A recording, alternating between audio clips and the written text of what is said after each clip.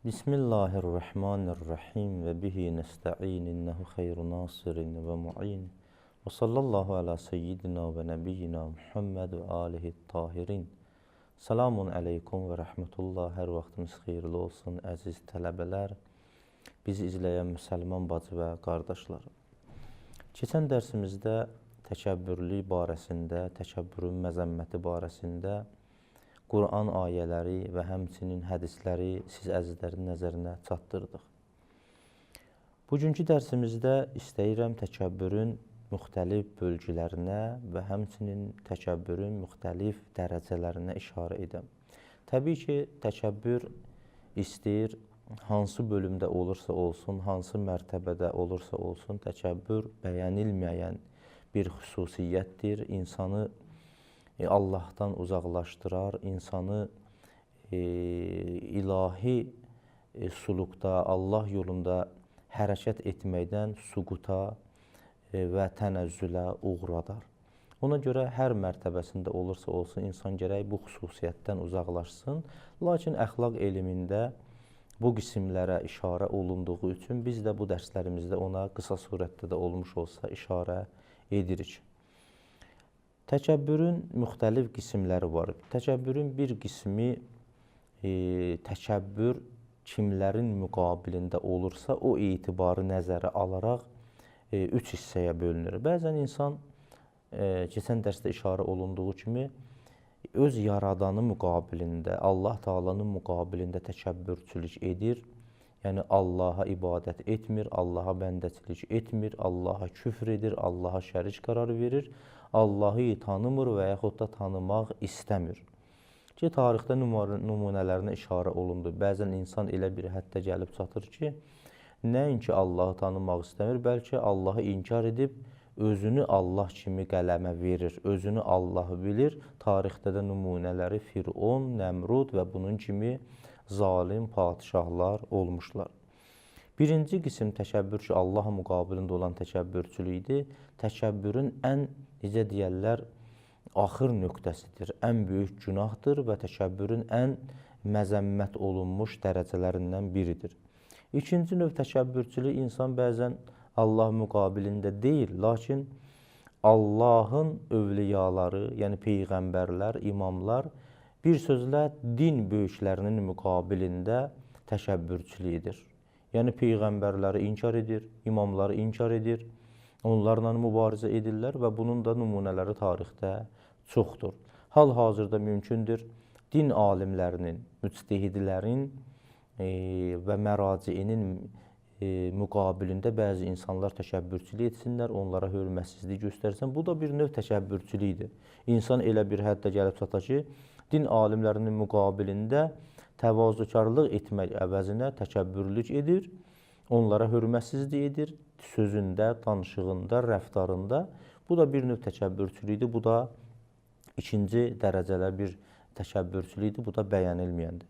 Bir növ təkəbbürçülükdə demək olar ki, ümumi din qardaşların və ümumi insanların müqabilində olan təkəbbürçülükdür. Baxmayaq ki, bu müxtəlif bölümlərə, qismlərə, əxlaq alimlər işarə ediblər, təkəbbürçülük hər halda məzəmmət olunmuşdur, bəyənilmir. Bəzən böyük günaha gətirib çıxardar ki, hər növü haramdır, günahdır, insan gərək bu xüsusiyyətdən özünü uzaqlaşdırsın. Bəzən də təkəbbürçülüyü hansı növ və hansı vasitələrlə təkəbbürçülük edilir, o etibarla da bir neçə qismə bölüblər. Bəzən insan təkəbbürçülüyü danışığı vasitəsilə göstərir. Öz təkəbbürçülüyünü danışıq vasitəsilə ibraz və izhar edir. Bu bir növ təkəbbürçülükdür. İkinci növ təkəbbürçülük bəzən insan danışmır, amma öz təkəbbürlüyünü yol gedəndə göstərir, izhar edir və ibraz edir. Bu cür insanlara yəqin ki, rast gəlmiş olarsınız. Bəzi insanlar hərəkətlərində, yerişlərində elə formada addım atırlar ki, sanki bunlardır ki, göyü yaradıblar, yeri yaradıblar, dağları ucaldıblar. Quran-ı Kərimin bir ayəsində keçən dərsdə işarə olundu ki, Allah Müteal əmr edir ki, və la təmşi fil ərdi məraha, yer üzündə təkəbbürlü şəkildə hərəkət etmə, addım atma. Nə üçün? Sən ki, bu yeri yaratmayıbsan. Sənin heç bir qüdrətin və qüvvətin yoxdur. Sən bu işləri görə bilmədiyin halda sən nə üçün təkəbbürçülük edirsən? Bu da bir növ təkəbbürçülük bəyənilmir və haramdır ki, insan yerişində, addım atmasında elə hərəkət edə ki, özünü elə göstərə ki, digərlərindən özünü üstün tuta və bu yerişi vasitəsilə digərlərini təhqir edə, digərlərinin şəxsiyyətini kiçildə və onlara hörmətsizlik edə. Bu da bir növ təkəbbürçülükdür. Bəzən də insan əməllərində təkəbbürçülük edir ki, bu barədə də keçən dərsdə danışdıq. Bu bir növ qismlənmə təkəbbürə aid idi. Təkəbbürün başqa bir cəhətdən də müxtəlif dərəcələri var.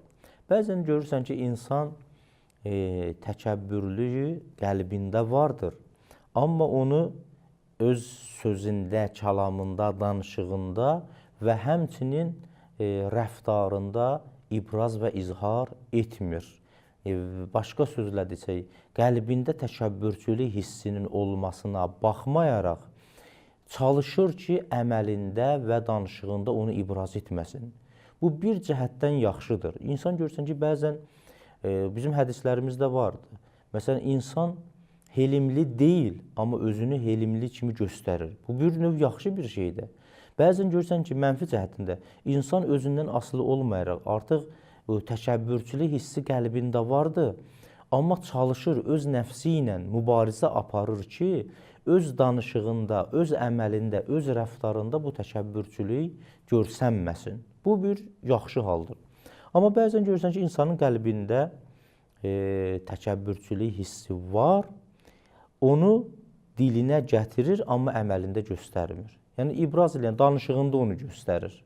Yalnız və yalnız danışanda elə bir formada danışır ki, özünü başqalarından üstün cilvələndirir. Bu da yaxşı hal deyil. Bəzən insan həm qəlbində, həm dilində, həm də əməlində təkəbbürçülüyünü göstərir ki, bu ən pis növ təkəbbürçülükdir. İnsan çalışsın əvvəl dərəcədə gərək öz qəlbindən belə təkəbbürçülük hissini qoysun kənara. Əgər qəlbdə təkəbbürçülük hissi olmazsa, insan təbii olaraq əməlində də, sözündə də, danışığında da təkəbbürçülük ibraz eləməyəcək. Çünki qəlbində yoxdur. Amma əgər insan özündən asılı olmayaraq, artıq bunun qəlbində formalaşıb, təkəbbürçülük hissi vardır, əgər vardırsa, bacardığı qədərində gərək nəfsi ilə mübarizə aparsın, bu hisslə mübarizə aparsın, öz əməlində, öz danışığında, öz hərəkətində bu təkəbbürçülüyü ibraz və izhar etməsin. Bu da yaxşı bir haldır. Amma o birisilər ki, qəlbində var, dilində ibraz edir, qəlbində var, əməlində ibraz edir, artıq bunlar yaxşı hal deyil. Bu xüsusiyyət kimdə varsa gərək özündən uzaqlaşdırsın. Amma təkəbbürçülüyün nə kimi fəsadları vardır? Təkəbbürün təbii ki, həm bu dünyada, həm axirətdə müxtəlif fəsadları var və fəsadları olduğu üçün bu məzəmmət olunmuşdur və insanlar gərək çalışsın ki, bu fəsadları nəzərə alaraq təkəbbür xüsusiyyətini özündən uzaqlaşdırsınlar. Təkəbbürün birinci fəsadı bundan ibarətdir ki, hər kəsdə bu təkəbbürlü xüsusiyyəti varsa, istər-istəməz özündən asılı olmayaraq başqalarını təhqir edəcək. Çünki bu özünü başqalarına böyük bildiyi üçün istər-istəməz digərlərinə hörmətsizlik edəcək. İkinci fəsadı bundan ibarət, təkəbbürlü insanın dostu az olar və dostluq etməkdən daima bu uzaqlaşar. Çünki heç kimi, özündən başqa heç kimi özünə münasib bilmir və dostu da təbii ki, az olacaqdır. Bu ikinci fəsadı. Üçüncü fəsadı, başqalarının üzrün qəbul eləməmək. Yəni, əgər bir nəfər təkəbbür xüsusiyyətinə malik olarsa, belə bir insan başqalarının xətalarını heç vaxt qəbul edə bilmir. Hətta gəlib bundan üzr istəsə də belə, görürsən ki, onun üzrünü qəbul etmir, başlayır onu təhqir etməyə. Əgər insan təvazökar olarsa, başqalarının xətalarına göz yumar, başqalarını tez bağışlaya bilər. Amma təkəbbürlü insan heç vaxt bunu edə bilməz. Dördüncü fəsadı bundan ibarətdir ki, həmişə müxtəlif məclislərdə, istəyir yas mərasimi olsun, istəyir toy mərasimi olsun, istəyir dərsdə, istəyir müxtəlif məhvillərdə görürsən ki, özünü başqalarından qabaq bilir. Bu da başqa bir, demək olar ki, fəsadlarından biridir. Digər fəsadlarından biri budur ki, təkəbbürlü insan həmişə başqaları ilə üzləşəndə görürsən ki, qaşqabaqlı şəkildə onlardan üzləşir. Üzü gülər olmur, onlarla təbəssümlə qarşılaşmır. Bu da başqa bir, demək olar ki, təkəbbürlüyün zərərlərindən biridir. Təkəbbürlü insanın başqa bir mənfi xüsusiyyəti də budur ki, və təkəbbürlüyün zərərlərindən və fəsadlarından biri də budur ki, heç vaxt belə bir insan başqaları ilə gülər üzlə, təbəssümlə qarşılaşmır. Başqalarını acıqlı şəkildə və qaşqabaqlı şəkildə qarşılayır. Təkəbbürlü insan heç vaxt öz evində ailəsinə və uşağına belə kömək etmir və yaxud da kömək etmək istəmir. Bu da təkəbbürün başqa fəsadlarından biridir. Təkəbbürlü insan heç vaxt Allahın əzabını nəzərə almır. Təkəbbürlü insan Allahın rəhmətindən uzaq hesab olunur. Təkəbbürlü insan Allahın ibadətinə həmişə meyilsizdir. Bəlkə də ibadət edir, amma ibadəti edəndə də meyillə, rəğbətlə bunu etmir. Bəlkə həmişə rəğbətsizdir, meyilsizdir. Sanki boynunda bir daş vardır, ağır bir daş vardır ki, onu qaldırır. Bu hamısı təkəbbürün acı nəticələri və fəsadlarıdır və zərərləridir. Nəhayət təkəbbürün fəsadlarından axırıncısı da belə bir insan, təkəbbürlü insan Allah övliyalarından oturub durmaz, Allah övliyalarından həmişə uzaq olar. Bu da təkəbbürün fəsadları. Amma Allah göstərməsin, əgər bir nəfərdə bu təkəbbürlü xüsusiyyəti varsa, necə edə bilər ki, təkəbbür xüsusiyyətini özündən uzaqlaşdırsın və yerinə təvazökarlıq xüsusiyyətini gətirsin. Bunun da təbii ki, elmi və əməli yolları var. Elmi yolu bundan ibarətdir ki, bu sadaladığımız ən azından 10 dənə təkəbbürün fəsadları barəsində düşünsün. Bu fəsadlar Quran-ı Kərimdə, hədislərdə işarə olunub. Əxlaq alimləri öz kitablarında gətiriblər. Hər kəs təkəbbürlü olarsa, bu fəsadlara giriftar olacaq.